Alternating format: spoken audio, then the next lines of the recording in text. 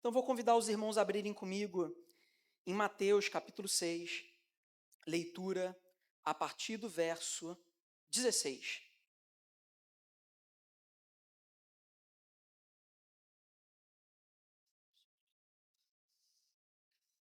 Todos acharam?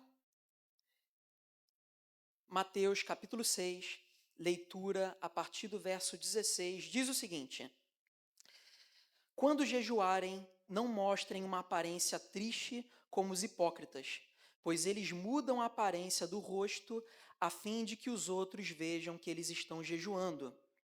Eu lhes digo verdadeiramente que eles já receberam a sua plena recompensa. Ao jejuar, arrume o cabelo e lave o rosto, para que não pareça aos outros que você está jejuando, mas apenas a seu pai que vem em secreto. E seu pai que vem em secreto o recompensará. Vamos orar, queridos? Senhor, nos abençoe, Pai, com essa mensagem. Nós queremos clamar, Pai, pela tua instrução, pela sua iluminação. Nós queremos declarar que nós somos completamente dependentes, Pai, do Senhor. Em nome de Jesus, por isso, Pai, cultiva a tua palavra nos nossos corações. Que sejamos abençoados, Pai, pela tua verdade. Glorifica o teu nome, Pai, no nosso meio, porque o Senhor é a pessoa mais importante entre nós. Em nome de Jesus. Amém. Amém. Queridos, nós temos percebido nas últimas semanas Jesus combater as práticas exibicionistas e de vaidade dos religiosos nas práticas espirituais. Nós percebemos nas últimas semanas Jesus combatendo os religiosos que praticavam a caridade, a oração de forma exibicionista, de forma vaidosa, e hoje nós vamos perceber Jesus falando sobre o exibicionismo, a vaidade dos religiosos que praticavam os seus atos de jejum para poder ser visto. Nós vamos perceber, queridos, nesse texto, que Jesus ele não trata de forma muito detalhada a questão do jejum. Por quê? Porque a intenção de Jesus é combater os atos de vaidade exibicionista dos religiosos do seu tempo. Então, conforme nós formos expondo esse texto, a gente também vai aprofundar o tema do jejum, né? Porque é uma ótima oportunidade para a gente poder falar sobre o tema do jejum, né? Um tema que, às vezes, no contexto da igreja, a gente esquece um pouco, né? Mas é que é de vital importância para a nossa espiritualidade. Então, conforme nós formos tratando sobre o texto, a gente também vai aprofundando sobre o tema. Amém, queridos? Então, vamos definir o que é jejum. Mas antes de definir o que é o jejum, a gente tem que definir o que não é jejum, né, para ficar um pouco mais claro para a gente. Jejum, queridos, o jejum bíblico não é regime e dieta, tá? Às vezes a gente pensa o seguinte: poxa, já estou precisando perder uns quilinhos, então eu vou fazer um jejum intermitente, né? Então eu emagreço e ainda aproveito para glorificar o nome de Deus. Não, queridos, o jejum bíblico não tem fins dietéticos, tá, queridos? Vocês podem até fazer porque não tem problema nenhum, é bom para a saúde, né? Mas não atende o propósito do jejum bíblico. E, por consequência, o jejum bíblico também não é a abstinência específica de determinadas coisas. Vou fazer um jejum de chocolate, né? Não tem a finalidade do jejum bíblico. Vou fazer um jejum de sorvete. Até de rede social tem, às vezes, né? E, às vezes, realmente, a gente tem que colocar limite em algumas coisas, né, queridos? Mas também não atende o propósito do jejum bíblico, tá? E, por fim, queridos, o jejum bíblico também não é uma penitência. Ou seja, o jejum bíblico ele não tem por finalidade fazer a gente se sacrificar para poder buscar e comprar o favor de Deus, para chamar a atenção de Deus. Por quê? Porque Cristo já se sacrificou por nós e abriu um caminho para acessarmos a Ele de maneira graciosa, né, por intermédio do Evangelho de Cristo Jesus. Então, o que é o jejum bíblico, queridos? O jejum bíblico é a consagração do nosso ser a Deus. Ou seja, nós nos abstemos de comida e bebida para nos fortalecer espiritualmente, para poder enfraquecer a carnalidade e fortalecer o espírito. Por isso Jesus, enquanto estava no deserto jejuando, o que ele disse para Satanás? Nem só de pão viverá o homem, mas de toda a palavra que procede da boca de Deus. O reverendo Hernando Dias Lopes, ele traz uma definição sobre o jejum que é bem interessante. Ele fala que o jejum é a abstinência de algo bom, que é a comida, por algo infinitamente melhor, que é a presença de Deus. Então ele continua dizendo o seguinte, olha, o jejum nada mais é do que a fome de Deus. Jejum é fome de Deus. Nós declaramos que nem comida nem bebida têm o poder de nos santificar. Que as dádivas criadas por Deus não têm o poder de nos santificar. Mas somente a presença do Deus de toda dádiva é que pode nos santificar. Por isso, no livro Em Busca de Deus, do John Piper, ele fala que, às vezes, o que nos atrapalha na relação com Deus não são coisas ruins, não são coisas más. Às vezes, o que nos atrapalha na relação com Deus são coisas boas, são dádivas criadas por Deus. Então, falando aqui do contexto do jejum, essas coisas que nos afastam de Deus pode ser uma picanha maturata, né? Um pudim, uma Coca-Cola gelada, descendo na garganta. Brincadeiras à parte, queridos, é claro que o princípio que Piper está querendo estabelecer aqui é que muitas vezes nós colocamos a dádiva de Deus à frente do próprio Deus. E o que o jejum ele tem como objetivo? Demonstrar que diante da nossa fragilidade, diante do nosso pecado e diante da nossa necessidade de se santificar, nós precisamos do pão que desceu do céu. Nós precisamos do Senhor.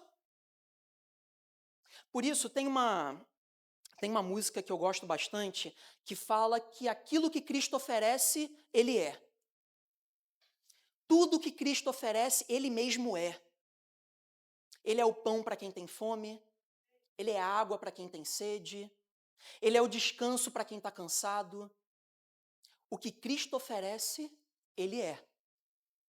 Então, o objetivo do jejum, queridos, é internalizar nos nossos corações o fato de que a comida ela é importante, sim, para a nossa subsistência fisiológica, mas a presença de Deus é vital para a nossa existência.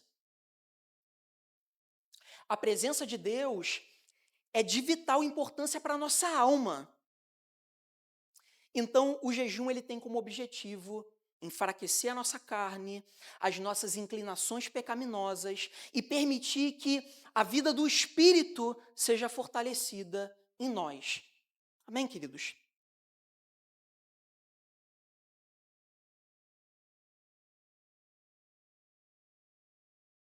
Um segundo aspecto que a gente precisa compreender, queridos, é que o jejum é uma prática ocasional na vida da igreja.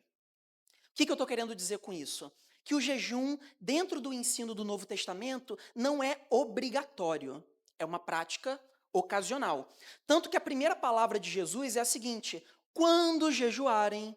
Esse quando ele traz uma ideia de ocasionalidade.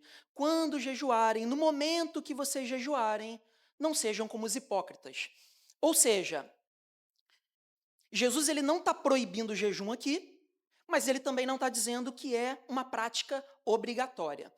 No Antigo Testamento, no dia da expiação, essa prática do jejum ela era obrigatória, era uma diretriz estabelecida em lei.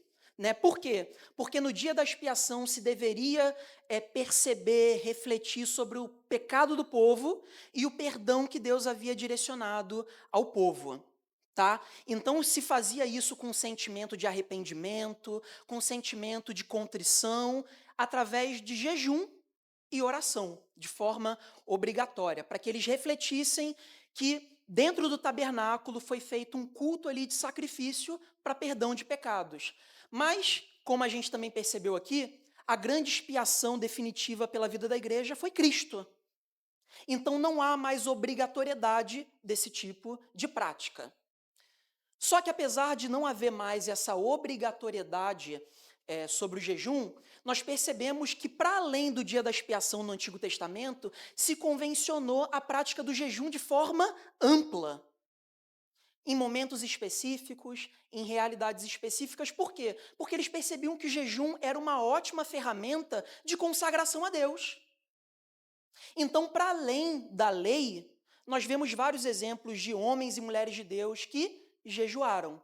Então, Moisés, ele jejuou 40 dias antes de receber a lei de Deus. Esther jejuou antes de se apresentar ao rei Assuero. E não só isso, mas ela também convoca o povo a jejuar através daquilo que ela escreve, né? Davi, ele jejua, ele ora pelo seu filho. Daniel, correndo perigo de vida na Babilônia, ele jejua. No Novo Testamento, queridos, na igreja de Antioquia, a igreja jejuou. Para quê? Para pedir instrução de Deus para ordenar os seus líderes, os seus presbíteros, né?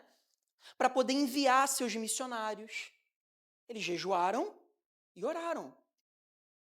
E nós temos o exemplo máximo da nossa vida, que é Cristo jejuando no deserto, como a gente falou anteriormente, durante 40 dias e 40 noites. E para aprofundar ainda mais esse ensino, Jesus, em determinado momento, ele é questionado pelos discípulos de João Batista, quem não se lembra? Falando assim, por que seus discípulos não jejuam? Aí Jesus, ele diz o seguinte, olha, enquanto o noivo está junto com seus discípulos, não convém que eles jejuem, porque é um momento de felicidade, ele está ali junto com o noivo. Mas a partir do momento em que ele for tirado de dentre os discípulos, eles deverão jejuar. Ou seja, trazendo a ideia de que quando Jesus ele ascende aos céus, a igreja deveria jejuar. Então, o que a gente aprende nesse segundo aspecto? O jejum é uma obrigação? Não. Mas é uma prática ocasional, amplamente difundida em toda a Bíblia. Em toda a Bíblia. Em toda a Bíblia, queridos.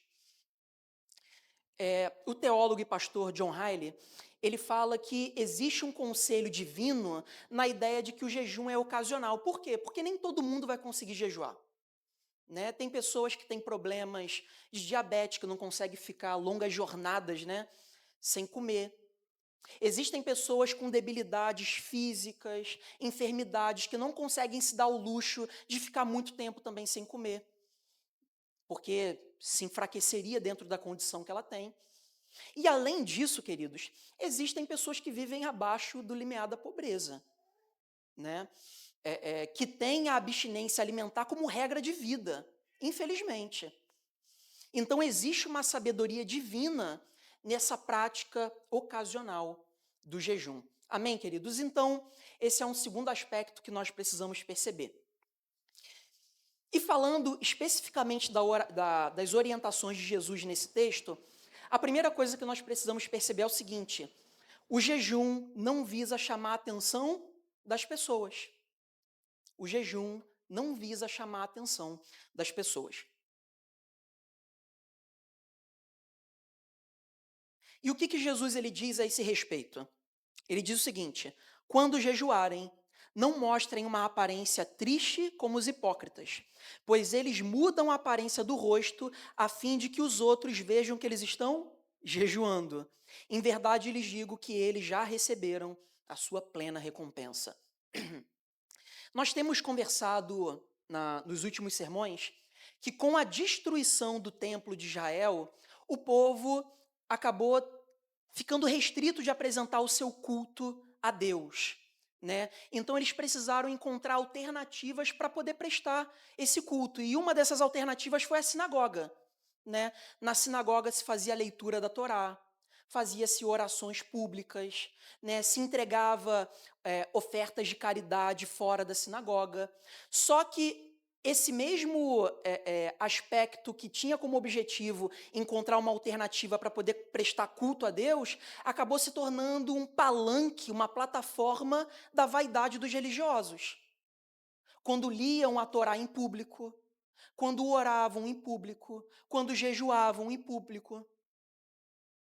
Eles acabaram encontrando nessas práticas públicas uma plataforma para se exibir, para se envaidecer. E o negócio ficou tão ruim, queridos, que eles passaram a fazer isso também em praça pública. Eles começaram a orar de forma pública na praça, a ler a Torá na praça, a jejuar na praça. E o que Jesus está dizendo aqui? Existia um hábito de ir para a praça, orar de forma pública, com palavras eloquentes, com um vocabulário religioso extenso, e eles também jejuavam. Então, quando eles chegavam na praça, eles chegavam com o rosto desfigurado, com a barba por fazer, com a cara mal lavada, com um ar de tristeza, para que quando as pessoas passassem olhassem, caramba, olha a entrega desse homem. Rapaz, é tamanha angústia que ele coloca diante do Senhor. Esse homem é um homem de Deus, não é possível, né? E Jesus está dizendo o que para esses homens? Eles são hipócritas. Porque o objetivo deles era o bem da congregação? Não. Era a glória de Deus? Também não. Era o quê? Se exibir. Por isso que Jesus finaliza dizendo o seguinte, olha, eles já tiveram a sua recompensa. Por quê? Porque ali mesmo eles já recebiam honra. Mas a verdadeira honra que eles precisavam, eles não tinham, que era ser conhecido pelo Pai. E uma coisa que é interessante da gente perceber, queridos, que Jesus fala sobre o exibicionismo e a vaidade religiosa em todas as práticas espirituais. Caridade, oração, jejum. Tudo isso, queridos, porque existe uma mensagem profunda naquilo que Jesus deseja comunicar para a igreja, para o seu povo. De que, queridos, que para o bem da nossa espiritualidade, para o bem da nossa fé, nós precisamos reconhecer que antes de ser reconhecidos por homens, antes de ser reconhecido no trabalho, antes de ser reconhecido como um bom pai, como uma boa mãe, como um bom filho, nós precisamos ser conhecidos por Deus. Nós precisamos ser conhecidos por Deus. O Senhor, precisa nos conhecer de forma íntima, secreta. Porque, do contrário, queridos, nós vamos continuar cultivando uma vida semelhante àqueles religiosos, que não se importavam em esconder a sua miséria, em esconder o seu pecado, em esconder a sua fragilidade para poder angariar honra e amor dos outros, mas não tinham o menor pudor de estabelecer uma relação hipócrita com Deus. Como que isso acontece, queridos? Como que isso acontece?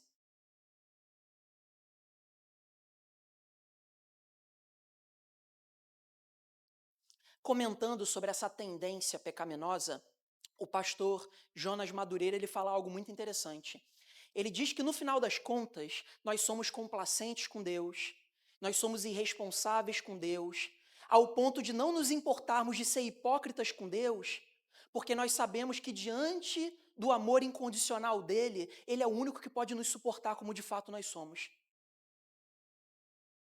Ele é o único que pode nos suportar diante da nossa miserabilidade, diante do nosso pecado. Então a gente baixa a guarda.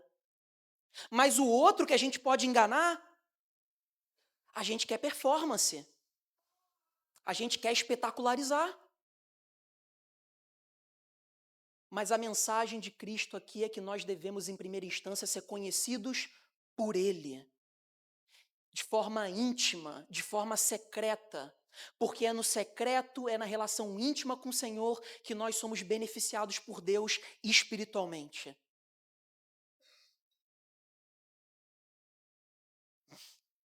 A mensagem que Jesus quer estabelecer para as nossas vidas, queridos, é que não adianta saber que o amor de Deus é incondicional se nós não respondemos de forma adequada esse amor.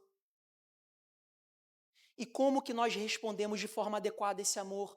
Com a integridade do nosso coração, com a sinceridade da nossa vida aos pés do Senhor. E não da forma como aqueles religiosos faziam, queridos. Jesus ele está dizendo que na prática da caridade, na prática da oração, na prática do jejum, nós precisamos derramar o nosso coração, não na presença de homens, mas na presença de Deus. Na presença de Deus, queridos. O reverendo Hernan Dias Lopes, ele comentando sobre esse texto, ele tem uma frase muito interessante. O hipócrita coloca a reputação no lugar de um caráter aceitável diante do Senhor. Ou seja, o questionamento que a gente deve se fazer como igreja, queridos, é o seguinte: será que em nome de ter uma ótima reputação, vale colocar o nosso caráter em xeque? Será que ter uma reputação entre os homens, entre as pessoas,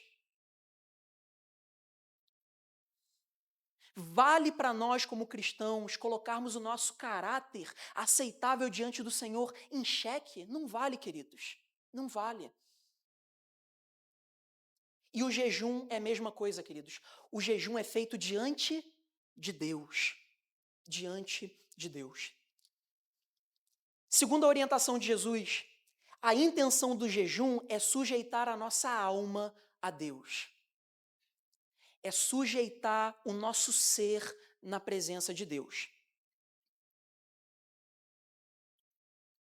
E o que ele diz? Ele fala o seguinte, olha, ao jejuar, ponha óleo sobre a sua cabeça e lave o rosto, para que não pareça aos outros que você está jejuando, mas apenas a seu pai que te vê em secreto. O teólogo J. Carson, ele fala que quando Jesus ele fala aqui de colocar óleo na cabeça, lavar o rosto, ele está falando de higiene pessoal. Tá? Ele está falando ali de cuidar do corpo, de cuidar da higiene. Por quê? Porque o pessoal ia maltrapilho para a praça, né? Era isso que eles faziam, para poder demonstrar virtude, para poder demonstrar o quanto eles eram virtuosos, angustiados com a frieza geral da nação. Então eles iam maltrapilho. E Jesus ele está dizendo ao contrário. Ele diz assim, olha, lava o rosto, passa um óleo na cabeça. Ao invés de se achegar em praça pública com ar de tristeza, muda isso. Porque a grande mensagem que Jesus está querendo estabelecer aqui, queridos, é o seguinte: não adianta rasgar as vestes, jogar cinza na cabeça, ficar com a cara mal lavada, não fazer a barba, se isso não está trazendo um impacto no coração e na alma. Senão é performance. Senão é espetacularização da fé. E Jesus ele deseja atuar nas nossas vidas, não na nossa externalidade, mas nas nossas internalidades. Por quê? Porque a intenção do jejum é sujeitar a alma e não a externalidade. E além disso, queridos, quando nós temos a mesma atitude daqueles religiosos, nós corremos o risco, na verdade, de dar um mau testemunho. Sabe aquela pessoa que só vive triste, só vive amargurada, só reclama? Aí parece aquele desenho antigo da hiena no céu, os mais antigos vão lembrar, né, que diz, ó céus, ó vida, ó azar, né? É assim, como se viver em Cristo não houvesse felicidade. Como se tudo aquilo que Deus exigisse de nós fosse sinônimo de tristeza, de problema. Esses dias, querido, eu estava vendo um humorista brincando com uma coisa que no final das contas tem um pouco de verdade. Ele falando o seguinte, vocês já viram quando uma pessoa dá testemunho na igreja? Ele fala com a boca cheia, né? Porque antes eu era bandido, eu matava, eu pegava todo mundo, mas Jesus me alcançou. Gente, viver com Cristo não expressa felicidade, queridos. Tem um lema dos puritanos que diz o seguinte: depois que nós conhecemos as boas novas do Evangelho, não há mais más notícias. Amém, queridos? depois que conhecemos as boas novas do reino de Deus, comparado a essa verdade, a esse evangelho, essa verdade gloriosa para o nosso coração, não há mais notícias. Porque comparado ao evangelho, queridos, nada se compara. Nada se compara. A grande verdade é que temos mais do que merecemos. Temos mais do que merecemos. Nós temos salvação e justificação em Cristo Jesus. Nós temos a direção do Espírito Santo. Nós temos o cuidado do Pai. Então a gente tem tudo que a gente precisa. Com isso, queridos, eu não estou querendo negar a realidade do sofrimento. Sofrimento nu e cru dói. E ele está aí para todo mundo, justos e injustos. Mas comparado às riquezas gloriosas do Evangelho, tudo que um dia a gente considerava, como diz o apóstolo Paulo, né, tudo aquilo que a gente considerava como lucro, hoje a gente considera como perda. Porque comparado à grandiosidade do Evangelho, tudo é perda. Essa é a nossa alegria, queridos. Pertencer a Cristo. Então, se for jejuar, queridos, guarda o seu lamento para Deus. Coloca diante de Deus. Coloca diante de Deus. Coloca o seu sofrimento diante de Deus. Sujeita a sua alma diante de Deus. Eu também não estou dizendo aqui, queridos, que não há espaço para lamento comunitário. Que a igreja está aqui para poder se ajudar. Mas a gente precisa tomar cuidado, queridos, para a forma como a gente expressa a nossa fé na sociedade. Porque aquilo que Cristo nos exige é sinônimo de alegria e não de tristeza.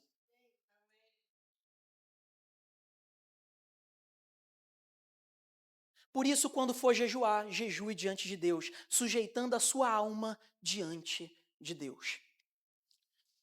A partir daqui, queridos, eu vou dar algumas orientações sobre o jejum que eu estou acrescentando aqui ao texto, no sentido da gente aprofundar esse entendimento, amém? Uma outra orientação que eu acrescento aqui é a seguinte: quando jejuar, se certifique de que você tem tido uma vida com Deus. Se certifique de que você tem uma vida com Deus. Porque, queridos, não adianta nós acharmos que o jejum é um atalho. Que o jejum ele pode substituir uma vida com Deus. Que o jejum ele pode substituir uma vida de oração e leitura bíblica. Que o jejum ele pode substituir uma vida de responsabilização diante da igreja, diante da sociedade. Que a vida de jejum pode substituir uma vida de santificação. Não substitui, queridos. Por isso, lá em Isaías, capítulo 58, verso 2 e 3, o profeta diz o seguinte: por que jejuamos, dizem vocês, e não viste? Por que nos humilhamos e não reparaste? Contudo, no dia do seu jejum, vocês fazem o que não é do agrado de Deus, mas do agrado de vocês. E exploram seus empregados. Seu jejum termina em discussão e rixa, em brigas e socos brutais. Vocês não podem jejuar como fazem hoje e esperar que a sua voz seja ouvida. O que o profeta está dizendo aqui? Que o jejum não pode substituir a nossa má conduta. Que o jejum ele não pode substituir um tipo de vida que a gente não tem com Deus. Então é isso que o profeta está dizendo: olha, vocês brigam, vocês criam dissensão entre vocês, e vocês querem que o jejum de vocês seja agradável diante do Senhor? Não tem como. Não tem como. Então essa é a primeira orientação que nós temos acerca do jejum. Se certifique de que você tem tido uma vida com Deus. Se hoje você tem percebido que não tem tido uma vida com Deus, cultive, em primeiro lugar, uma vida de oração, de leitura bíblica, de responsabilização na vida da igreja, e depois pense na consagração que o jejum pode trazer como um instrumento à vida que você já tem com Deus. Segunda orientação: o jejum deve ser feito de maneira refletida.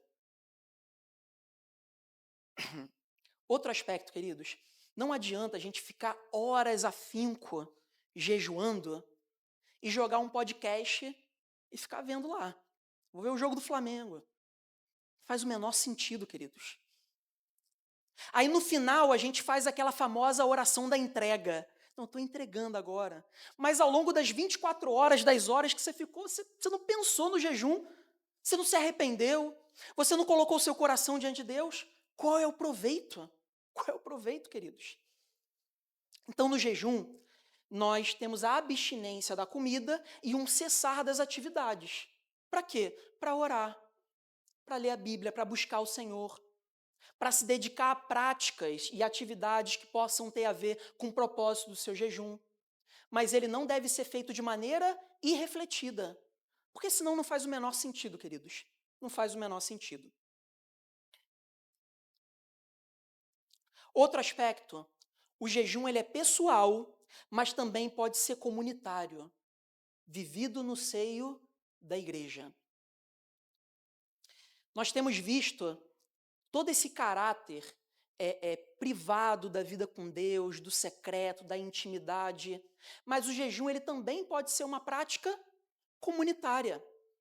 Nós temos inúmeros exemplos na Bíblia, queridos, de momentos em que o povo jejuou, orou, pediu socorro de Deus, a salvação de Deus, colocando ali diante de Deus a sua fragilidade, o seu pecado e pedindo socorro.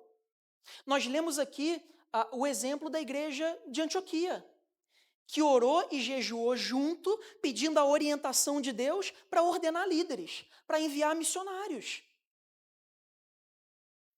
O profeta Joel, ele convoca uma assembleia no povo de Israel para poder jejuar depois de uma praga de gafanhoto,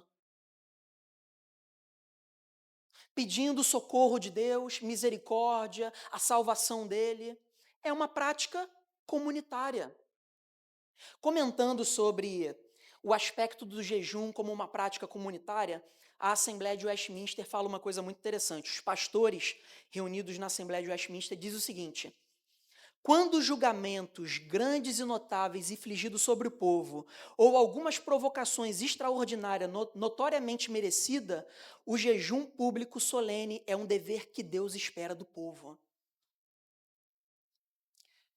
O que os pastores reunidos na Assembleia de Westminster estão dizendo?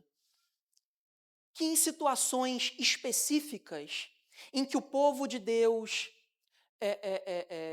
sofre algum tipo de dano direto ou indireto, coletivo, do povo, da nação, seja porque a igreja ela precisa tomar uma decisão importante, seja porque teve uma calamidade pública, seja porque tem uma ameaça iminente na sociedade, a Assembleia de Westminster, os pastores estão dizendo que nós devemos jejuar e orar e pedir o socorro de Deus como igreja. E eles dizem que esse é um dever que Deus espera da igreja. Que Deus espera da igreja. Então, o jejum ele também é uma prática coletiva e de fortalecimento para a vida comunitária da igreja. Amém, queridos?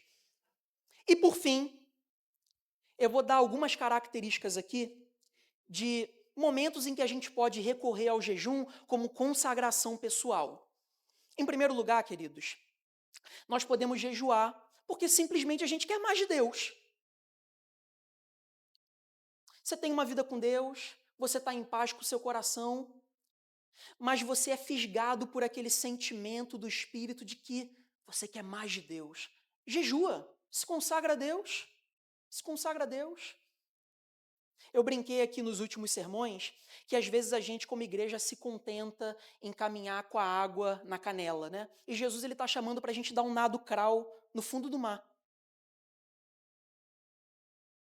E o que a gente tem feito a respeito disso? Então, o jejum ele também serve como uma consagração pessoal com Deus.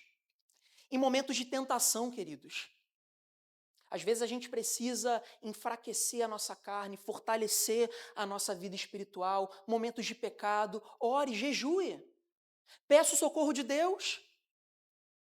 Em momentos de desânimo, às vezes a gente tem até uma vida com Deus, a gente ora, lê a Bíblia, mas a gente se sente como terra seca, árida. E às vezes a gente precisa se consagrar na presença de Deus, não para que Deus ele solte fogos de artifício e apareça alguma coisa para você extraordinária, mas para que você tenha a paz no seu coração de que Deus ele está com você. O jejum ele também serve para isso, para os momentos de desânimo, de encorajamento, momentos em que a gente precisa tomar decisões importantes. É claro que Deus nos dá a sabedoria para tomar todas as decisões possíveis, Mas existem aquelas decisões que a gente sabe que vai impactar profundamente a nossa vida, profundamente a nossa família, profundamente todo esse ecossistema que a gente tem de vida com igreja, de trabalho. Então, como uma forma de temor a Deus, às vezes a gente pede o socorro dele falando: Senhor, me ajuda a tomar essa decisão. Então você jejua, você ora. E isso também é feito pela igreja, como a gente percebeu aqui na ordenação, no envio de missionários, enfim. Também no momento de decisões. Quando a gente vive sofrimentos agudos, que a gente tem dificuldade de internalizar esse sofrimento, a gente não entende, a gente não sabe o porquê que está passando, e as nossas orações, as nossas leituras bíblicas, elas vivem toda em função desse sofrimento, porque ela nos capturou completamente. A oração e o jejum nos ajuda a nos conformarmos na presença de Deus diante do sofrimento, entendendo que apesar das dores dessa vida, Ele cuida da igreja. Ele cuida do seu povo. Ele se inclina pelo seu povo. E por fim, queridos, em momentos de luta espiritual. De luta espiritual. E quando eu falo aqui de luta espiritual, queridos, é importante a gente colocar aqui os pingos nos is. Eu estou falando do fato de que o inimigo das nossas vidas intenta contra a vida da igreja. Então nós precisamos nos fortalecer espiritualmente, para não cair nas ciladas de Satanás. O que Jesus ele diz aqui? Jesus ele diz, em outro momento, ele fala que existem castas de demônio que só são expulsas com quê?